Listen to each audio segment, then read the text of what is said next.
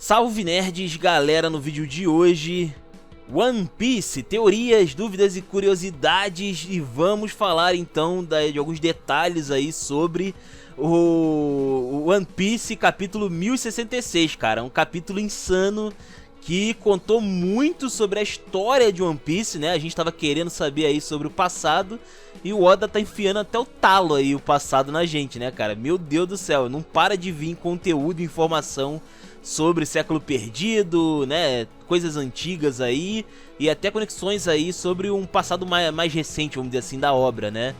E a gente vai falar em detalhes então que teve nesse capítulo que foi muito legal, tá? Lembrando que eu não vou postar aqui as imagens por questão de direito autoral, tá? Não vou mostrar nada.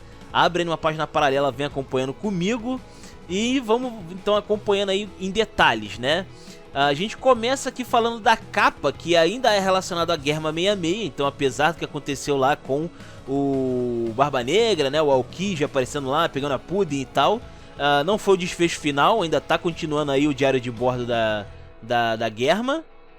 E o Caesar Clown vai se encontrar com o Judge, finalmente, né?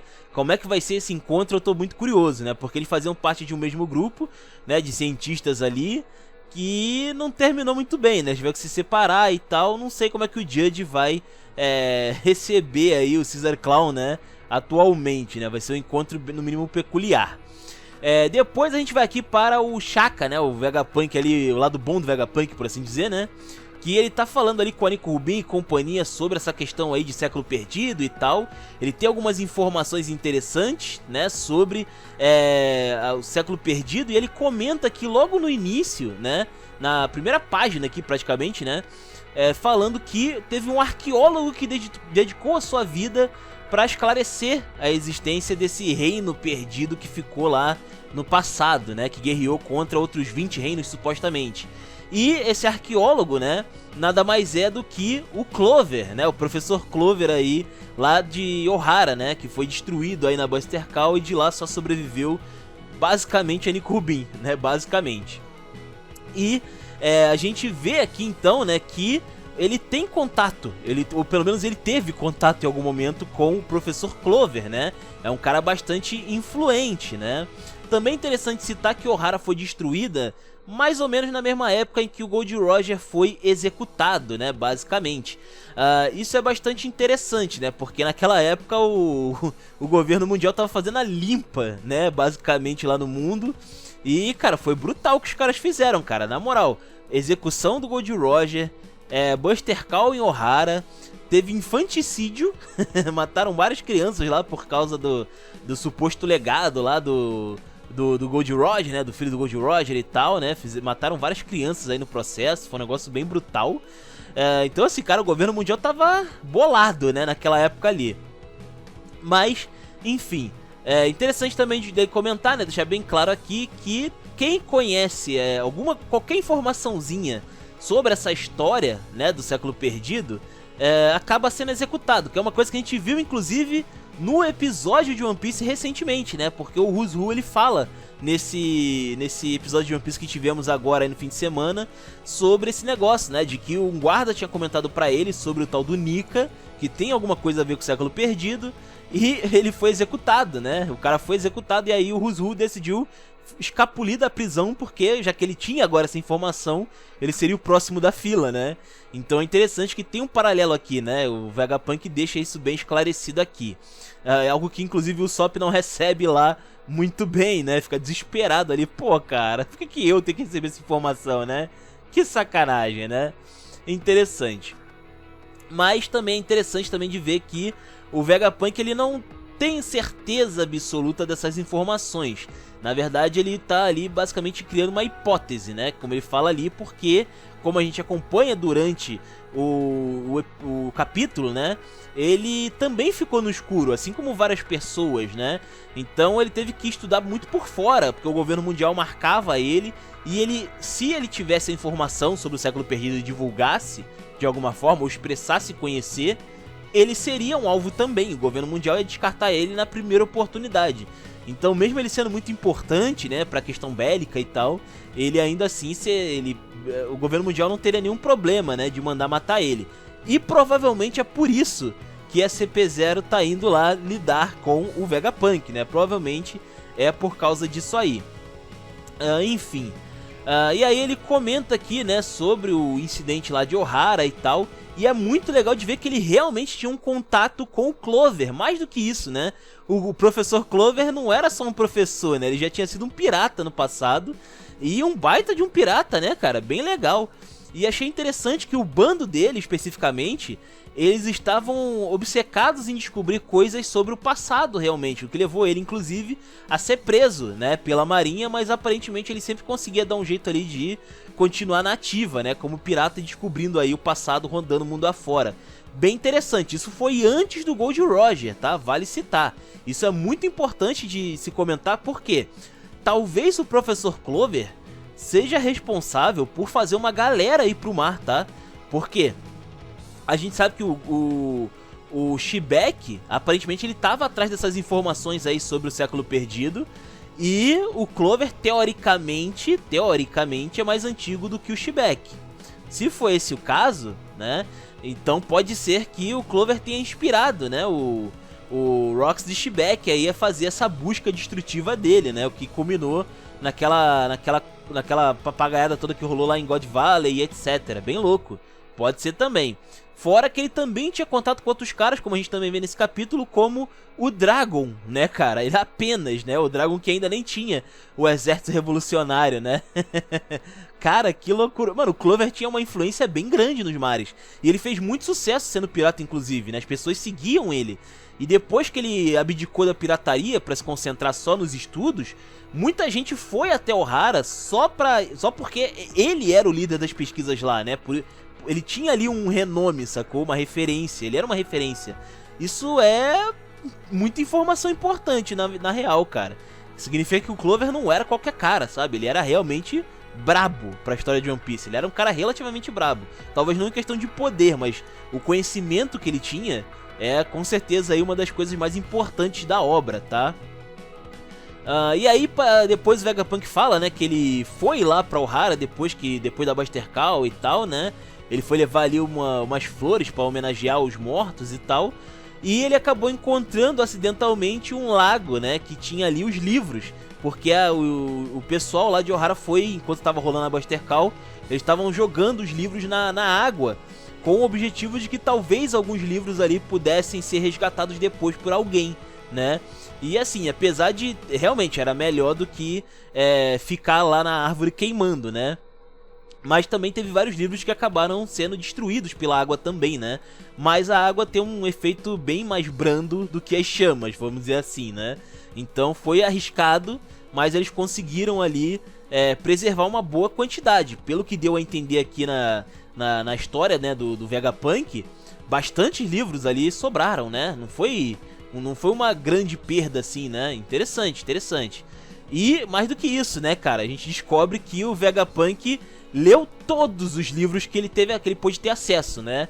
Muito interessante, ou seja, ele é a biblioteca de Ohara vivo, basicamente, né? Isso é também uma informação aí que justifica porque que o governo mundial tá tentando dar um sumiço nele, né? Diz ele que saiu na maciota, mas como a gente tá vendo aí a CP0 tá indo atrás dele, né?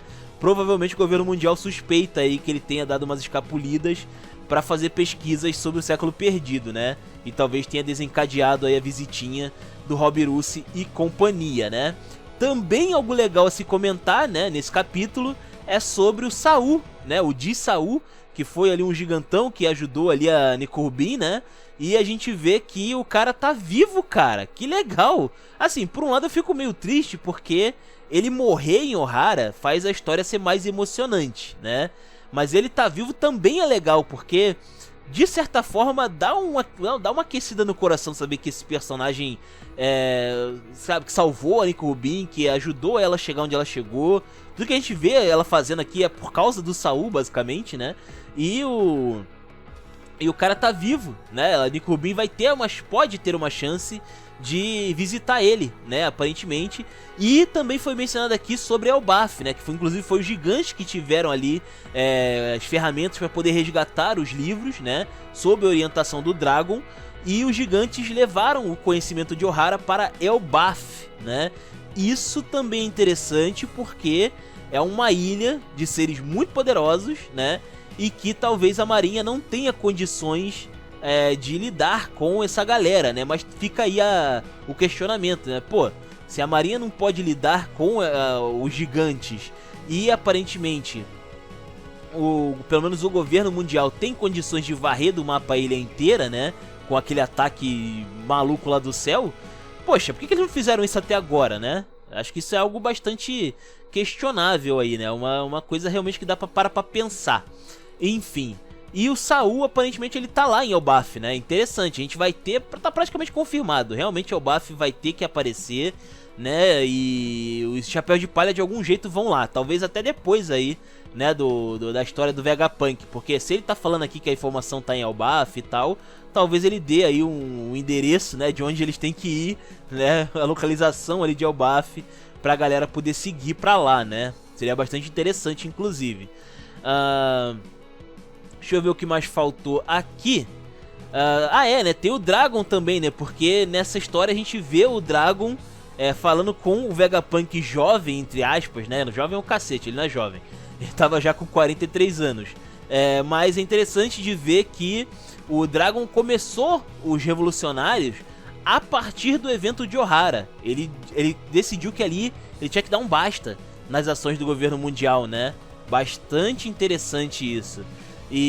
Mas ele já tinha algumas causas que ele estava correndo, né? Ele era do Exército de Libertação, se eu não estou enganado, né? E aí depois ele virou ali dos revolucionários.